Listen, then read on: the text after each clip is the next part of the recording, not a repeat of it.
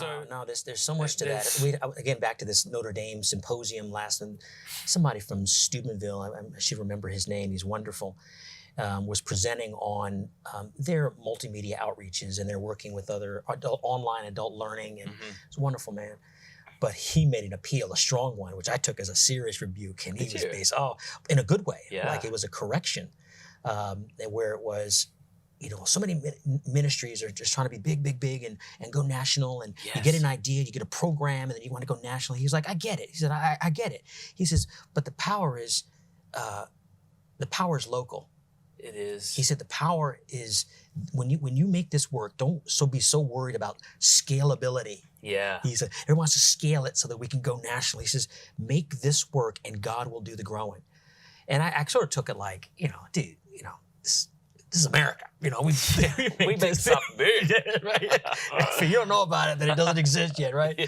But then I checked myself and I was like, wow, I really do think like that. Yeah. Like, maybe the answer really is to get those 12 couples really, in my parish, really major converted and let God do the growing, as opposed to immediately thinking, how do I make this national and immediately. Did you see Annie Hickman's interview that I did? I know you say you I didn't. I haven't seen Annie's yet. I saw the picture. Oh, you'll love it. I love Annie. I love Annie to death. One of the reasons I bring him up is he runs those weekly porch nights, open porch nights. That's what I'm talking about. Yeah, and our family has started doing that monthly. So this Sunday we have open porch night, and we have a bunch of people coming over to the house. Love it.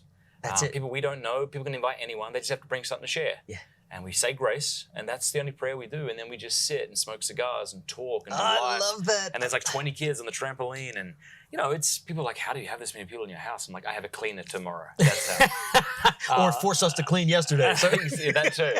But this, to your point, like that's why I love Annie. I love him so much because he's more interested in having one-on-one relationships with people. Because he's been in this for a long time, actually. Yeah. Like and he shines in front of 5,000 kids at a Steubenville. Incredible. I mean, I've heard very few people he can weave together a Steubenville weekend like he's few excellent, can, right? Yeah. Excellent. And yet he's committed to these, inviting over neighbors who are different faiths, like different sexual orientations. Why not? If that's the way you say it, so people don't get angry at me. But and just loving people. It's amazing. We should do that. It's amazing that it amazes us. That he's like, you should come around and have a beer? No, exactly. You just want me to come over? Yeah. Well, he said when he first started doing this, that people thought he was selling Amway. Amway. That's what he thought. Great. Like, what, you really meant just to come over? Yeah, what did you think? We thought he was selling doTERRA 2 months ago, that's right. I thought you were going to sell me something. Yeah. Exactly. Because that's the American way. Yeah. Yeah, we're using each other. Sadly. Yeah. Right? There's always an agenda. There's always something that's mutually beneficial, but really about me. Yeah. So just to hang, it's uncomfortable to host it, and it's comfortable to take somebody's invitation. Yeah. Unless you have a pool. Yeah. Unless you have some particular beer, particular whiskey, or some cigars that I have. It's some pretense that at least says, well, if it all goes to pot, at least I had a good drink. You know?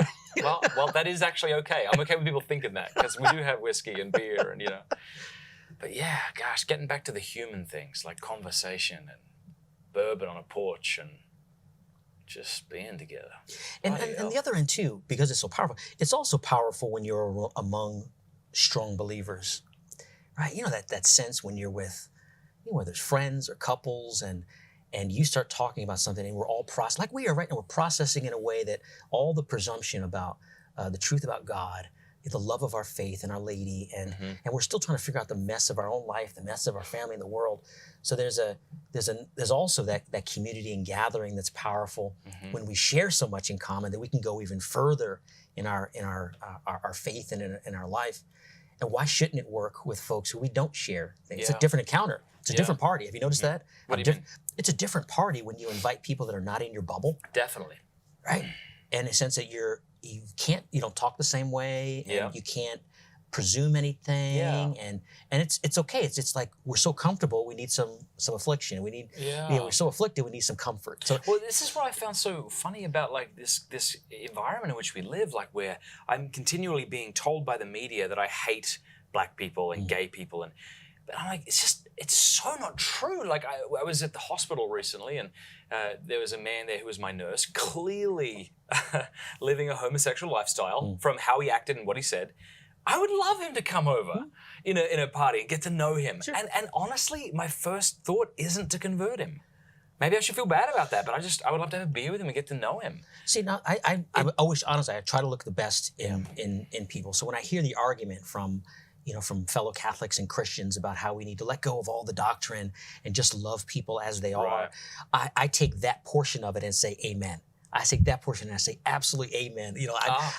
Because loving people as they are will mean leading them to truth, but not in a my weird, world, systematized way. In my world, but I also am well aware that many advocate that because they don't like the church's teachings. Yeah, of course. So we have to be eyes wide open and say, you know what, there's truth here, but I'm not blind to the fact that you're saying that because you think that the teaching is oppressing them. Yeah. The teaching. But you as an Orthodox Catholic can agree wholeheartly with what they're saying. Joyfully. Oh, well, maybe not. Not if they mean drop the doctrine and ignore it. But if they mean we don't need to talk about a doctrine, we just need to love people, sure. And part of me is like, well, what idiot would invite somebody over to a beer and then start preaching to them about the catechism? Sit down. It's like, lock the doors. I mean, seriously, that's really.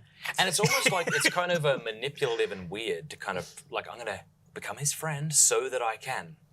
Yeah. There's that strain that cuts across everything. It feels a bit weird. It cuts across. I mean, the guy was trying to sell me a roof, 6 months ago, and the same thing. He's like, "Hey, great house. Hey, where you from? Hey, what's your kids? Let me tell you about." And I'm like, "I know why you're here. Let's just get to the roof thing, bro. Let's.